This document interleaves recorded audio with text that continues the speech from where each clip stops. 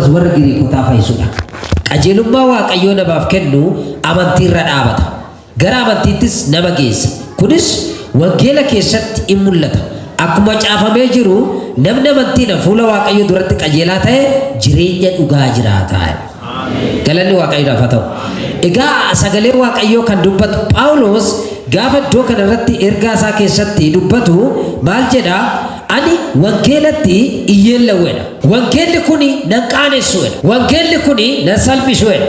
Wangeelli kuni karaatti nan hambisuudha. Wangeelli kuni hiriyaa kiyyaa gadi nan taasisuudha. Nan yeellaasisu waan ta'eef kanaaf ani wangeela kanatti iyyeellawu. Inni nama hundumaa hin fayyisaa. Giriikii fayyisaa. Iyuudii fayyisaa. Dargaggeessa fayyisaa. Dargaggeettii fayyisaa. Kana jechuusaa maal jechuu barbaade jechaan sagalee Waaqayyoo daawwaa dhukkubaatii jechuusaati. Waan kaameraan hedduu bira ga'uu hin dandeenye kan waraan kan buqqisu sagalee Waaqayyooti. Maaliif ani wangeelatti iyyeellawu kan jedheef ari'atameera, dabadabameera, maqaan isaa badeera. Namni kun nama barate, nama seera barate Phaawulos. Nama waa'ee seeraa beeku, nama dandeettii cimaa qabu, nama beekumsa qabudha. Garuu namni baay'een maal jedhaani yeella'uu danda'a jedhee yaadaa ture. Karaatti hafuu danda'a jedhaa ture. Obboleessa koo dhaga'i har'a waa sitti ba'a. Namichi karaatti ati hafta jedhee yaadu sun karaatti hafa. Merga kol kaasime. Barri 2018 jedhame.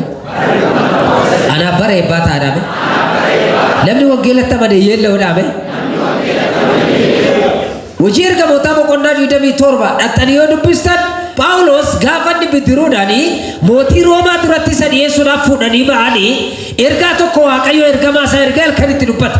Ilaa raafamni guddaan tokko bidiruu irratti hin ta'a. Kanaaf loltoota si fuudhanii deeman kanaan akkas jedhiitti dubbadhu dee Waaqayyo. Diina isaatti dubbata. Obaan taatan garuu raafamni jira.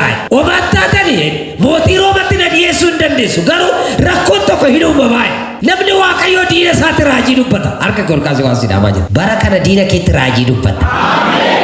Ati somaan taatu ani somaan ta'u jetta garuu ati hin ceetaame. Sana booddee bidiruu yaabbatanii isaan deemanii waraanatu isa qabee deema waan ta'eef bubbee guddaan hin dhufe, cinqii guddaan hin dhufe, rakkinni gurguddaan hin dhufe. Egaa Phaawulos inni hamane inni abdate isa qaanessu miti waan ta'eef akkas jedheetti dubbata. Egaa amma abdiin keenya dhumeeraa jedha warri isa bira jiran. Abdiin keenya dhumeera. Bakka amma kana booddee humna keenyaa ol ta'eera. Mi'a gurguddaa bidiruu kanarra jiru fuudhaa bishaanitti gad darbadhaa. Egaa dhumeera. Phaawulos mootii Roomaa biraan ga'uu hin dandeenye. Ajaja fudhannee madaabaan karaatti dhumneerraadhaan. Obaan taatan jedhe Waaqayyo. Kaleessa galgala waan ergamaa isaa ergeedatti dubbateera. Ani somaan ta'u isin somaan taatan. Bidiruun isaan balaa guddaa kan uumamuudhaa ka'es. Rakkoo gurguddaan uumamuudhaa kan ka'es waraanni Phaawulos bira jirus Phaawulos somaan taane mootii Roomatti dhaqanii dhiyeessan. Wangeelli nama yeellaasiisuudha harka keessatti. Namni Waaqayyoo abdata. Namni wangeelatti amanu. Wangeelli daawwaa dhukkubaati. Wangeelli rakkoo dhokataa mul'isa. Wangeelli firayyeessati. Wangeelli michuu gaariidha. Wangeelli badhaadhina. Wangeelli guddina. Wangeelli karaadha. Harka kol kaafadhu. Bara kana Waaqayyo sin jijjiiraa. Bara jalqabbii kee taa'amen jedhe maaloo. Kanaaf egaa kanarraa kan ka'e dubbata. Ani wangeelatti iyyeellawu qomoo tokko fayyisee qomoo tokko dhiisu. Qomoo tokko gargaaree tokko dhiisu. Sanyii filatu nama hundumaa gargaaraa. Nama amantiidha fuula Waaqayyo duratti qajeelaa ta'e jireenya dhugaa jiraata. Namni amantiidha Waaqayyo kana duratti qajeelaa yoo ta'e jireenya dhugaa jiraata. Wangeel nama yeellaasisu. Wangeel mana nama baasee nama hin qaanessu. Wangeel namni wangeela dhaga'e ganaa deema. Namni wangeela dhaga'e ganaa guddata. Namni wangeela dhaga'e eebba mana isaa gala. Namni wangeela dhaga'e jinniin hin danda'amu. Yakkinni kunis beekamaa. Phaawulos gaafa mooftiitu namichi kun cubbamaadha. Yakka wayii godhee amma lafa dha'ee du'a amma du'aadhaan yoo deessu isaa waa'ee seera isaa beeku. Waa'ee boofaan hin dabuu beeku. Phaawulos immoo waa'ee jireenyaa beeku.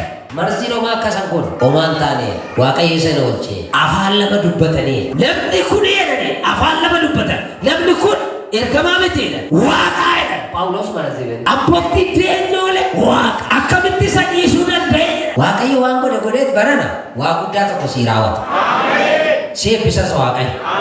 Kanaaf wangeelli nama yeellaasisu. Wangeelli hidhabaa hiika. Wangeelli dhibeerraa nama fayyisa. Wangeelli dadhabaa jabeessa. Wangeelli barakufte keessa ka'umsa siif fida. Wangeelli halagaa fira siif godha. Wangeelli rakkoo atamma keessattu kana sirraa cabsee bilisa si baasa. Kan nageenya gooftaan nuuf haa eebbisu.